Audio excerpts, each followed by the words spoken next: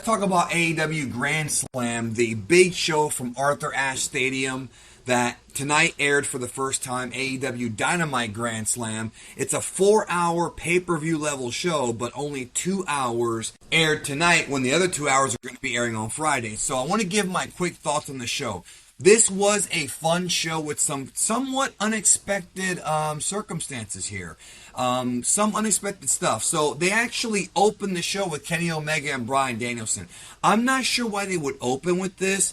I thought when they announced the main event to be the women's title match, I thought that would be that they would have a title change in that, but they didn't do that. They opened with Omega Bryan Danielson, and I'm surprised they didn't just hype it up little by little.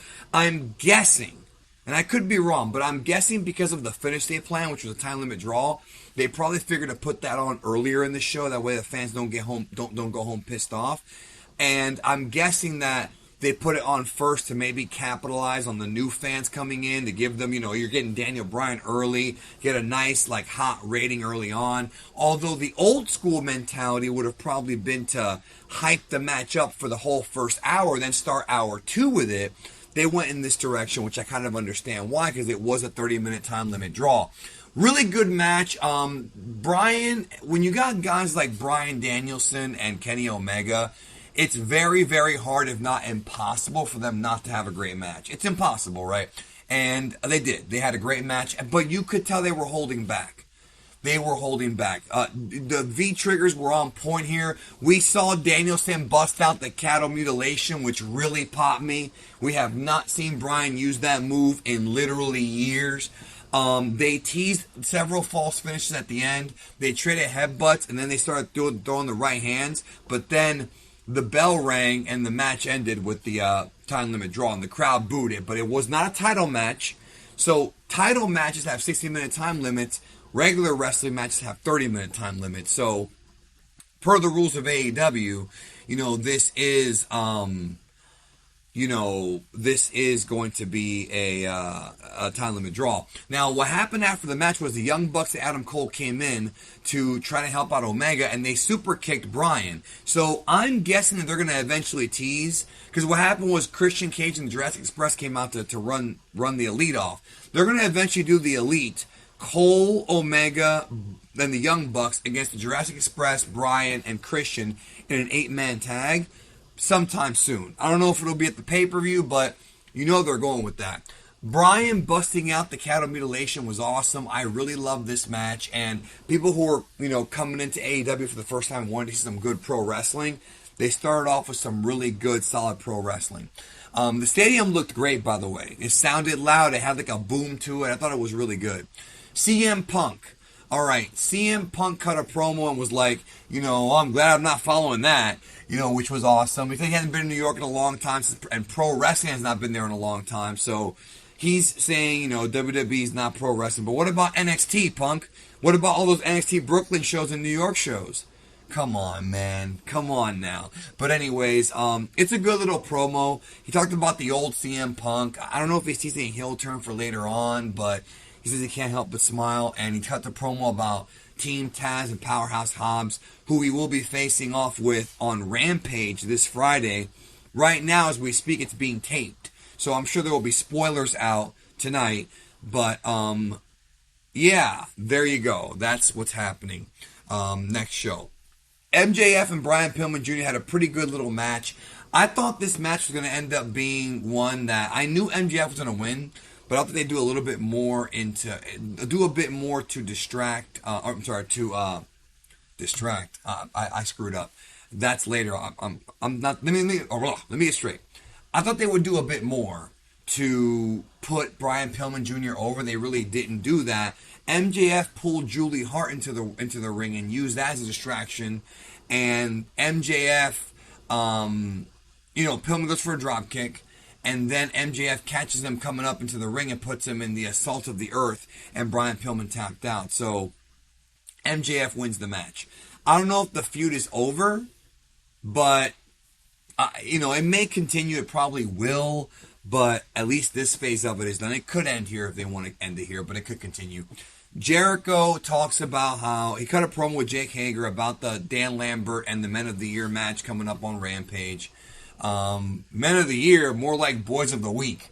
Anyways, Malachi Black and Cody Rhodes. So I was really worried that Cody was going to win this match because Cody's got an ego, all right? And he did put over Malachi Black, but Malachi Black did win the match with a really good finish, actually.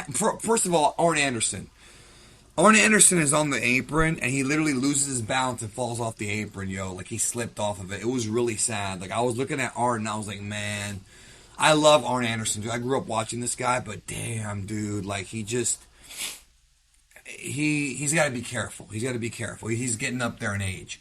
So what happened was Arn and Cody were, like, arguing, and because Cody went out there to check on Arn when Malachi had hit him, or when Cody was about to hit him, that is. And then what happens is they go to the corner. Malachi Black spits the black mist right in his face and gets the roll-up, those small packs, I think, for a 1, 2, 3. Then we had Sting and Darby Allin against FTR. This was an okay match. Sting, you know, for a guy his age, is moving pretty quick. I got to give Sting credit. He's pretty damn quick. And FTR, of course, is great. I was actually surprised. I was very surprised that Sting had actually used the Scorpion Death Drop. I'm sorry, the Scorpion Death Lock. We saw the Death Drop too.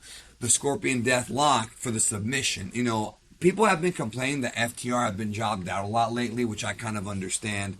But I feel like, I don't know, they probably should not have lost this match, but I feel like this feud will continue. Maybe I'm wrong. But the match itself was very well worked. I mean, the thing about FTR is they can work with anybody.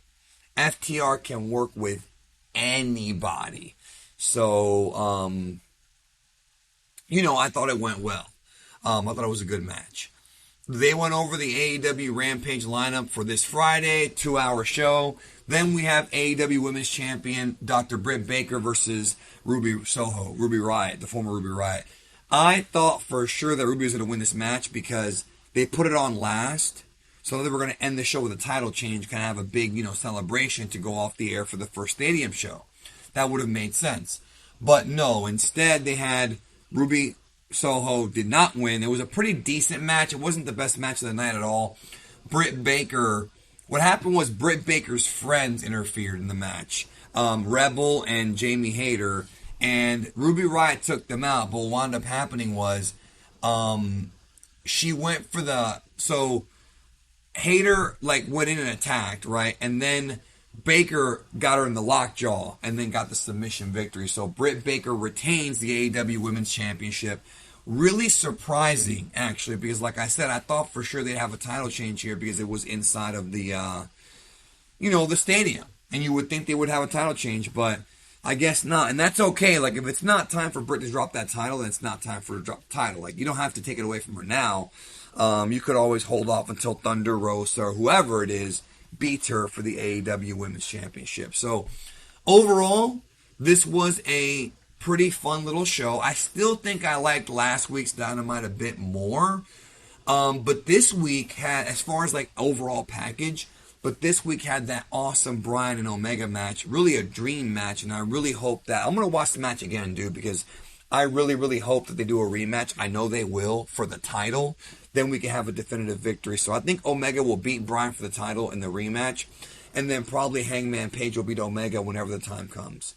That's my guess. So I could be wrong, but that's my guess. Anyways, that's my review for AEW Grand Slam Dynamite. What did you think about the show? I thought it was a lot of fun. And it was a good atmosphere, great stadium, and it'd be a fun show for WWE to run. 20,177 in that venue.